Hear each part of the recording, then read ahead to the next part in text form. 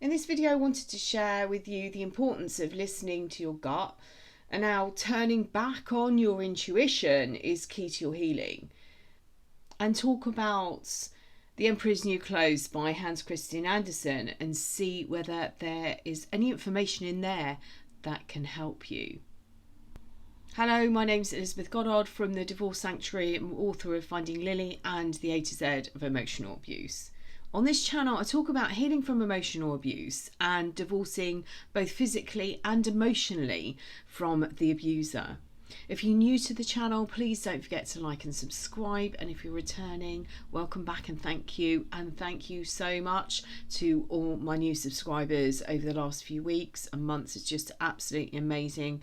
I can't thank you enough. Okay, so your intuition, that gut feeling that you have sometimes, it might be that you should or shouldn't do something, or maybe you should or shouldn't say something, or believe someone. It's so important, and yet you may have a tendency to override that feeling, and maybe analyse the facts being presented to you. Have you ever experienced the feeling of butterflies in your stomach when you're getting ready for maybe a date or an interview or perhaps a test? And you might get them when you go to new places or meet new people, as you don't know what to expect. Underlying this sensation is a network of neurons that align your gut. And it's so extensive that scientists have nicknamed it our second brain. And I have actually seen references to it that say it's really our first brain. The human gut is lined with more than 100 million nerve cells, and it's practically a brain in itself. It actually talks to the brain, releasing hormones into the bloodstream that over the course of about 10 minutes tell you how hungry you are, or that perhaps you shouldn't have eaten a whole pizza or that lump of cheese. But it does more than just deal with your digestion or inflict the occasional nervous flutter or nudge. The brain in our body is working with the one in our head to help determine our mental state. But we should listen to it more, because it is not the seat of any conscious decision making. It's the inner standing, that inner knowing that something is right or wrong. It's the fleeting thought that something doesn't feel right about a person or about a situation. The multitudes of neurons in the enteric nervous system enable us to feel the inner world of our gut and its contents. It's like a little factory. It has a conveyor belt that breaks down food, absorbs the nutrients, and it then goes on to expel any waste products. And for all of these different stages, it requires chemical processing, mechanical mixing, and rhythmic muscle contractions that just move everything along the belt. It's equipped with its own reflexes and senses, and the second brain controls the gut behaviour independently of the brain. The brain in the head doesn't need to get its hands dirty with the messy business of digestion. It's delegated to the brain in the gut, says Michael Gershon, who's the chairman of the Department of Anatomy and Cell Biology at Columbia University, and he's the author of the book The Second Brain. I'll put a link to the article that explains more about the connection, and if you'd like to do your own research on the subject, that's all going to be down in the description box below. It can be so easy to turn off the communication from our guts. Why would you listen to something that has no way of reasoning why it feels the way it does? And how do you explain that feeling? Have you ever had a bad feeling about something, or something just didn't feel right, or something about someone didn't feel right? And it's these feelings and emotions that you're unable to explain. You know there's an emotion or feeling, but you can't put it into words. You can't verbalize it. You might get goosebumps, or you might get a shiver of fear. If you've been in an emotionally abusive relationship, you might have turned this intuition off, this gut feeling off. You might have mentioned that you had a feeling, or there was something that was coming up, and that you suspected something wasn't quite right in the relationship. And you might have found that your version of events was changed. This is gaslighting. You were given a reason this was happening, or that you were feeling this way, or that you got the story wrong, or that you were just too sensitive. Your version of events was wrong. You were invalidated. So the next time it happened, you might have mentioned it again. I'm getting this weird feeling or vibe, or something doesn't feel right. And once again, you would be told that you got it wrong, and when they said blah blah blah to you, they didn't actually mean that. They meant blah. You were too sensitive. You'd misunderstood the situation. And then it happened again. Only maybe the third, the fourth, or the fifth time, you start to tell yourself the story of how you've got it wrong, and how your gut has just picking up on the wrong things. Think of it of two dancers doing the tango. So as you start to move in the direction where your gut is screaming, stop, this is dangerous, your partner physically changes the direction that you're moving. And in the cycle of abuse, they're guiding you back to the idealization stage, where you are the best thing that's ever happened to them, you're the only person that ever understood them, and they sweep you off your feet again. They put you back into this safety. They put you back onto the pedestal that you feel safe on. And it's this combination of confusion that stuns your gut. You may remember the story of the emperor and his new clothes. And by the way, this story works for so many different situations.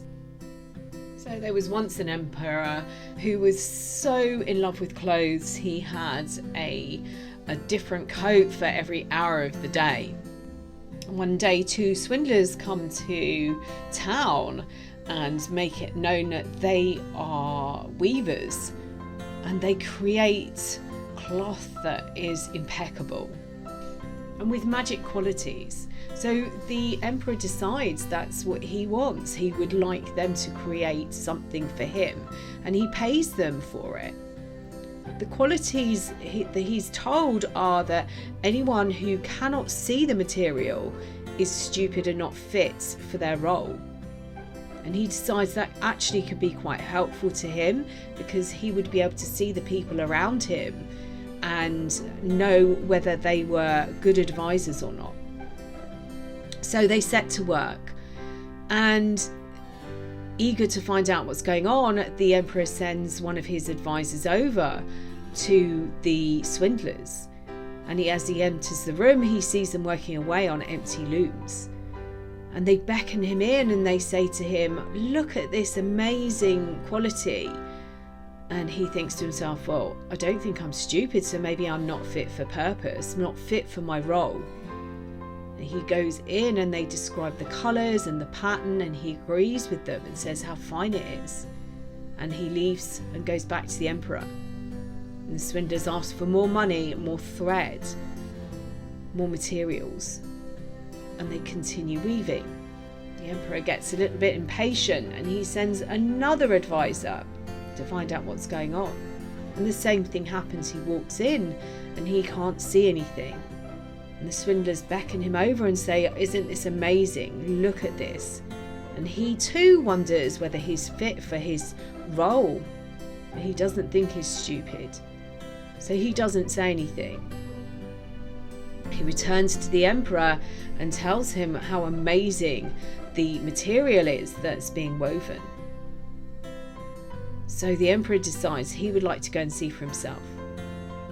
And he turns up with these two advisors, and they declare as they walk in, look, Your Majesty, how amazing this is. Look at this quality.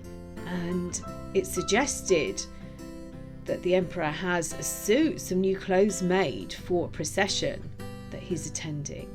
And a few weeks later, he goes back and the weavers in front of him hold up the cloth They hold up the jacket and the trousers and they say, Your Majesty, look, it's as thin as a spider's web. Anyone would believe that they weren't wearing any clothes.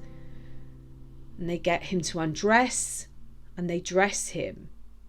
And his procession is ready and he goes out. And the whole of the town has come to see these magical clothes they've heard about.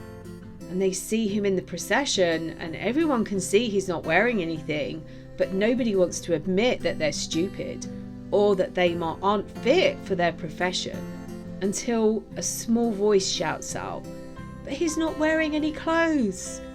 The child's father tries to hush them. And people said, What did that say? What did the child say? And there was a murmur that ran right the way through the crowd. He said he hasn't got any clothes on.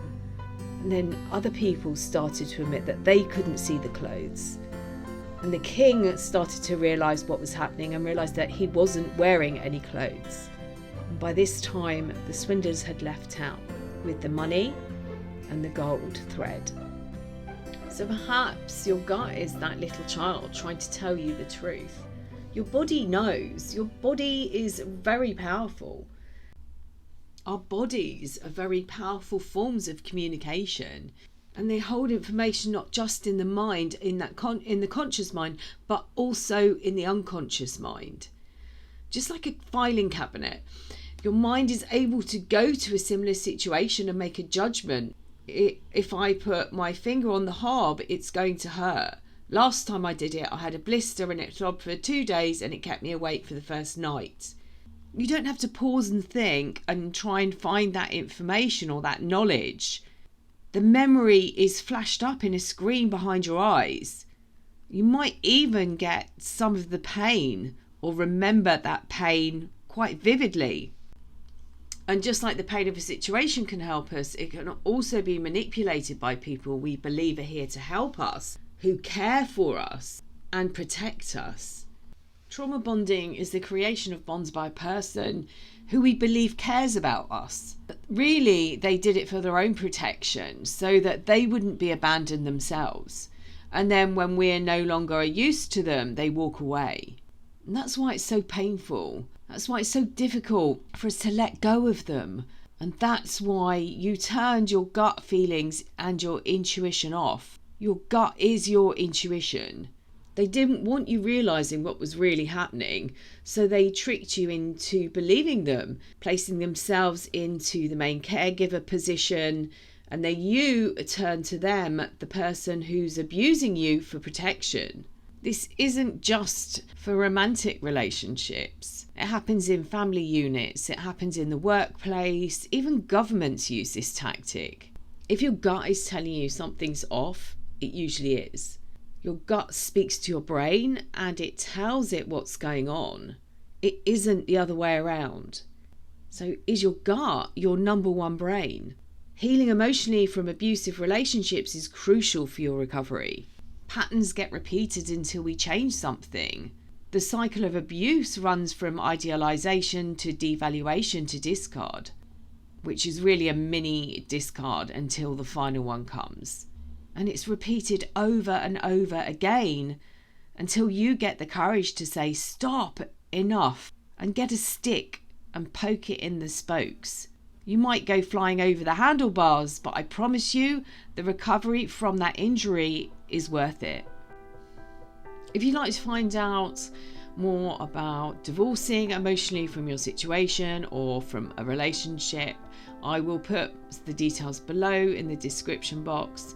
Please don't forget to like and subscribe to the channel, and I'll also put the links to both my free workbooks, Self-Care is Vital and Turn Broke and Broken into Your Superpower, and also the links to my books, Finding Lily and the A to Z of Emotional Abuse. I also run a Facebook group called The Divorce Sanctuary, so I'll put the links to that below, and I am just sending you heaps of love, loads and loads and loads of love.